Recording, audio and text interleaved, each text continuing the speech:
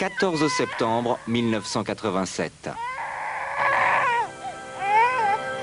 Madame, mademoiselle, monsieur, bonjour. Merci d'avoir choisi les informations de la 5.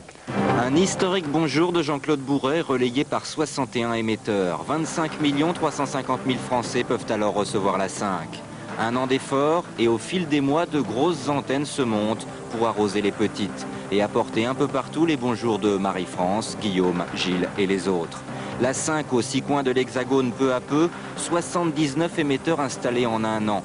Petite ville ou grande ville, 11,5 millions de téléspectateurs potentiels de plus. Aujourd'hui, 70% de la population française peut recevoir la 5, 140 émetteurs d'Agen à Villers-Cotterêts. Notre vœu, qui est aussi le vôtre, c'est couvrir toute la France. Nous faisons le maximum.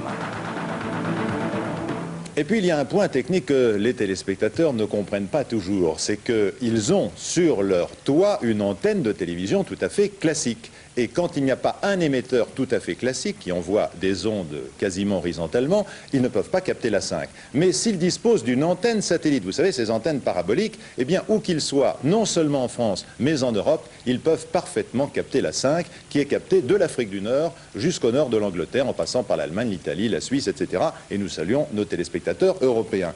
Jean-Marc Froissart vous explique comment marche une antenne satellite avec un exemple français. Où que l'on se trouve en Europe, il est possible de recevoir la 5. Luchon, station thermale au cœur des Pyrénées, en a fait la démonstration. Captant très mal la 5, son maire Jean Pérafite a simplement fait installer une parabole sur le toit du casino. Reçues directement du satellite Télécom 1, les émissions sont ensuite réémises par un émetteur classique dans toute la vallée. Une expérience plus que concluante, puisque maintenant d'autres communes demandent à être équipées.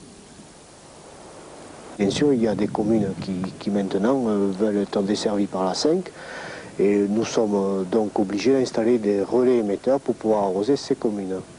Dans la vallée de l'Arbouste, le satellite est vraiment devenu à la portée de tous.